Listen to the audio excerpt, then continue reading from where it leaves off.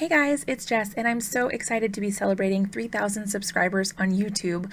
My friend Laura and I are both celebrating the same milestone, so we figured it would be an awesome opportunity for us to share in a celebration together, so we created the Hooray for 3K video hop.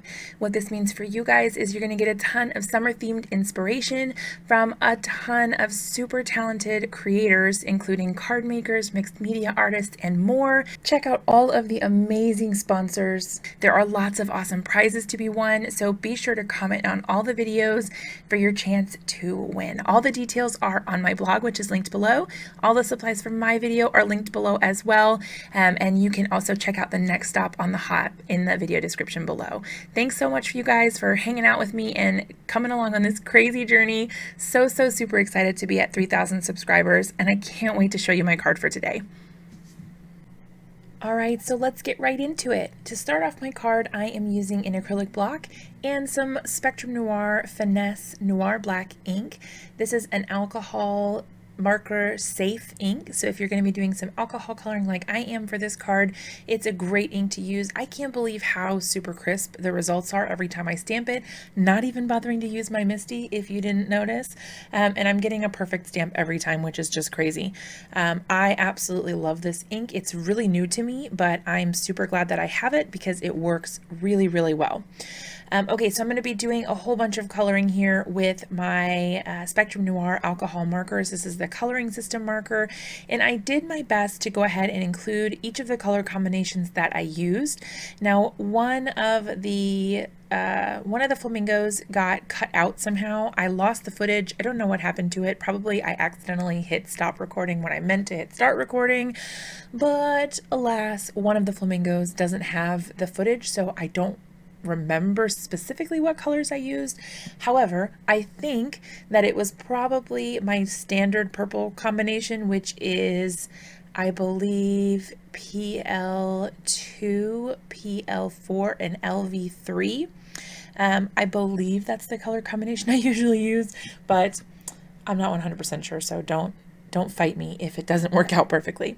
But anyhow, so I'm just doing some coloring. Like I said, I did try to put the color combinations that I used up on the screen, and then I went ahead and moved on to die cutting them. So I'm going to pop a little bit of music on while I finish the coloring, and then I'll be right back with you when we start putting the card together.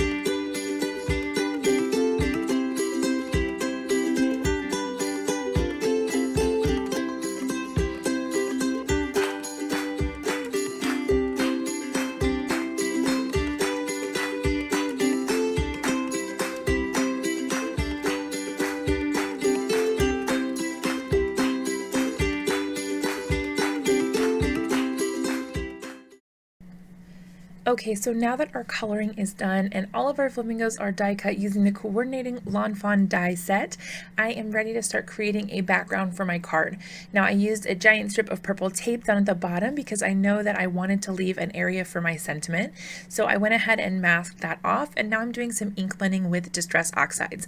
The theme of this hop is summer, so I thought that a perfect just summery feeling background would be perfect for this, with that like pink lemonade sort of vibe. I don't know, it was giving me all the summer feels, so I was really happy with the color combination here. I started off with some squeezed lemonade, then went in with the wild honey, and you'll notice that I do kind of a varied approach with my ink blending here. So some of it I'm doing circles, which is kind of the more traditional ink blending method, doing little circles with the mini ink blending tool, but then you'll notice that I'm I'm going over it in kind of a streaky swiping sort of motion. And the reason I'm doing that is because oftentimes in the summer, especially, the sky gets really kind of streaky, and the colors really meld well together. They just kind of flow in and out of each other. And I wanted to try to coordinate that a little bit more and kind of have that show through in my card with my ink blending. So I was trying something new. I don't think I've ever really done that before. Not that I remember, at least. And so I definitely wanted to give it a try. I'm actually really happy with the way that it turned out. So after that, I went in with worn lipstick. So that's my third color. And I went all the way up to the top with that. As I was kind of going around the card, I started bringing some of the darker color down to the outside edges, because it gave sort of the appearance that the sun was setting. So when you have that kind of arch look, it makes it seem like the sun is setting. I thought it looked really cool. Maybe it's just me. But anyway, so my last color is Abandoned Coral. These are some of my all-time favorite colors, but I don't often use them all together. I usually end up using them mixed in with other colors, and I'm actually really happy with the way that these look together all in one. Just helps it give a little bit more depth and dimension to your blending.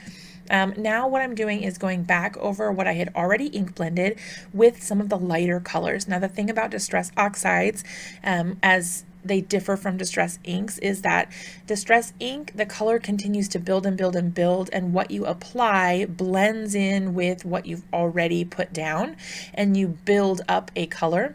And that is somewhat true with the Distress Oxides, but with the Oxides, when you apply a lighter color on top of a darker color, you actually still see that lighter color on top. So you can put a lighter color on the top and still be able to lighten up your background, whereas it would probably just get lost with the regular Distress inks. So I'm using the Distress sprayer, which is just full of clean water. Instead of spraying it directly onto my background, I actually spritzed it right into my hand first and then flicked the droplets onto my background. I find that I like this method better than spraying directly onto my background because I can control the way the drops flow a little bit more. And I can get larger droplets than with that mister or sprayer. So I have both of those, and I find that putting it in my hand first and then just flicking it on really helps me get the kind of look that I like. It almost looks sort of like a bokeh or bokeh. I never know how to say that. Is it bokeh or is it bokeh? Bokeh? Let me know in the description how to pronounce it, you guys. But anyway, it has that sort of look and I dig it. So I went ahead and carefully removed my purple tape. Now do be careful if you're doing this, because if your purple tape is wet or your cardstock underneath it is wet, there is a good chance that your paper will rip. So just be very careful when you're taking that off, or set it aside and let it dry completely first. So I'm using my mini Misty here. I really should have used, or maybe it's my original Misty. I guess it's my original Misty, you guys. It's not the mini Misty. It's the original Misty. I'm using the Misty. I need to splurge and just get the memory Misty, but I haven't gone there yet.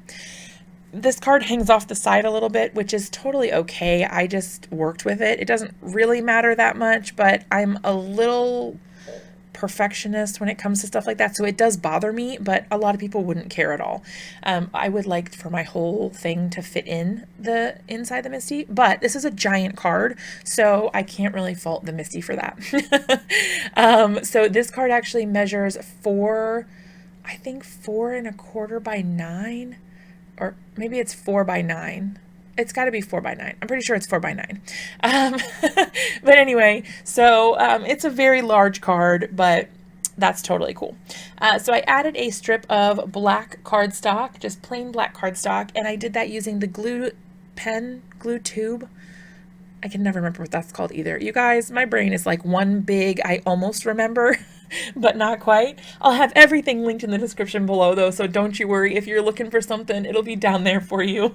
But I did go ahead and glue that right on there, and that finished off my background. So then now I'm going to go ahead and apply all of my cute little flamingos using some foam tape. So I cut little squares. I didn't worry, or rectangles I should say, I didn't worry about their legs because that little area was just so fine. I just didn't feel like trying to cut little itty bitty little slivers of foam tape. So their legs are not mounted, but that's okay with me. So once I had the foam tape on all of them, I did go ahead and pop them all up, removing that foam tape and adhering them directly to my card base. Now this gave it a little bit of dimension and just a little bit of extra interest, but I didn't really feel like it was quite enough. I wanted to have a little bit more. So I'm using some tonic. This is like the Nuvo Midas Touch. It's like a gold shimmer pen.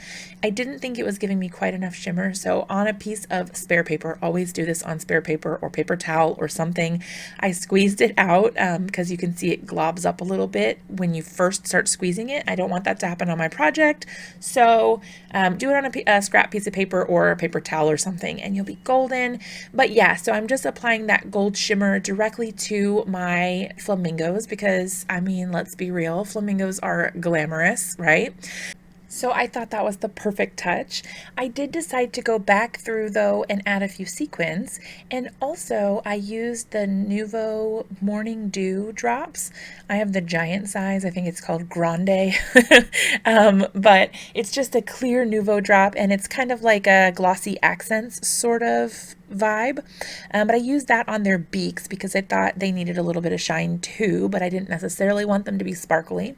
And I also learned a tip from Kelly Latavola one time on one of her videos where she added the glossy accents, but in my case this time I'm using the Nuvo Morning Dew drops, and she filled in the sequins with it. And ever since I saw that, I just thought that was the coolest thing, and I have been doing it every now and again on some of my cards where I want a little bit of a different look than just a plain sequin. So these are clear sequins and I'm just filling it with the clear Nuvo Morning Dew drops. It just gives it sort of like a gem-like effect when you're done. Once it dries, it almost is like a little diamond because the sequins are faceted, and then it gives that really cool bit of shine. But that is the last little bit that I'm adding to my card. Once I was finished with that, I did go ahead and pop it up on some foam for some added dimension.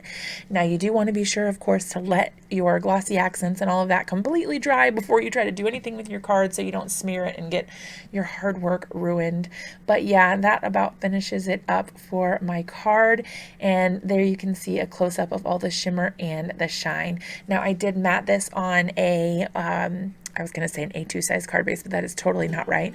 Like I said, I think it's about 4x9 size card base, and that finished everything off. So here is another look at our sponsors for today. Be sure to leave comments on all the videos so that you can be entered for your chance to win. There are a ton of great prizes, and I know you're going to love all of the other videos and inspiration.